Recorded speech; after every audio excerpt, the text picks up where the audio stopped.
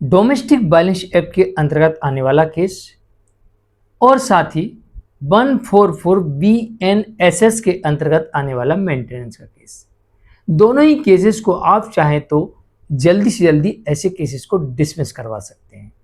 और इन केसेस को डिसमिस कराने का सबसे बेहतर और सबसे अच्छा तरीका है कि पत्नी ने जैसे मेरे पे केस किया वैसे ही मैं पलट के उन केसों का प्रतिकार कर दूं, विरोध कर दूं, उनके अगेंस्ट खड़ा हो जाऊं और ऐसे झूठे केसेस को डिसमिस कराने का पूरी तरह से प्रयास करूं।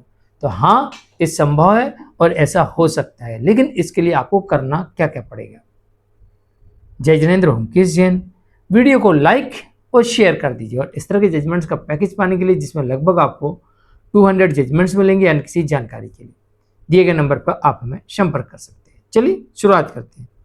केसेस झूठे हैं और आप इन्हें झूठा साबित कर सकते हो, तो ऐसी परिस्थिति में जैसी पत्नी के द्वारा डोमेस्टिक वायलेंस एक्ट के अंतर्गत केस आता है तो उसका नोटिस लेके सीधा आप सेशन में जा सकते हैं, रिवीजन फाइल कर सकते हैं।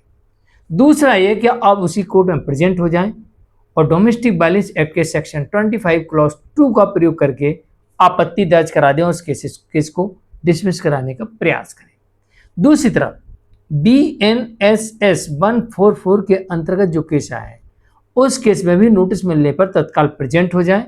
आपको पता है मामला झूठा है और आपके विरुद्ध सबूत है, आपके पास उसके विरुद्ध सबूत है, आपके पास उसके विरुद्ध सबूत है, तो ऐसी परिस्थिति में आप BNSS 144 का क्लॉज 4 इसका प्रयोग कर लीजिए और इसका आवेदन बना के उसी कोर्ट में, उसी न्यायालय में उन्हीं मजिस्ट्रेट को सुपुर्द कर दीजिए। दोनों में आपत्ति लग गई आपकी, दोनों केसेस में आपत्ति लग गई, क्यों नहीं मुझे भरण पोषण देना है, क्यों इस मेंटेनेंस के केस को रद्द किया जाए। अब पहला कारण, आपके पास में सबूत हो सकता है कि जिसमें आप ये कह रहे हैं कि मेरी पत्नी बिना किसी कारण के अलग रह रही है। जिस दिन से मेरी पत्नी मेरे घर में थी उस दिन से लेकर आज दिनांक तक मैंने अपने पति धर्म का पालन किया, जिसके सबूत के तौर पर मैंने पत्नी को जो जो दिलाया उसकी रसीदें दे रहा हूँ, जहाँ जहाँ घुमाने फिराने ले गया हूँ उसकी टिकट लगा दिया मैंने। इसके अलावा पत्नी को मैंने कब कहाँ किस मौके पर फोटो खींची, वीडियो बनाए, वो सारे सबमिट कर दिया। इन किसी से ये साबित नहीं होता कि पत्नी यहाँ पर दुखी थी जैसा उसने इन केसेस में वर्णन किया है। तो पहला यहाँ पर एक आपके लिए एक रास्ता बन जाएगा कि कोर्ट ये कहेगी पत्नी से कि अब आप जो आरोप लगा रही हैं उसके सबूत लेके आइए।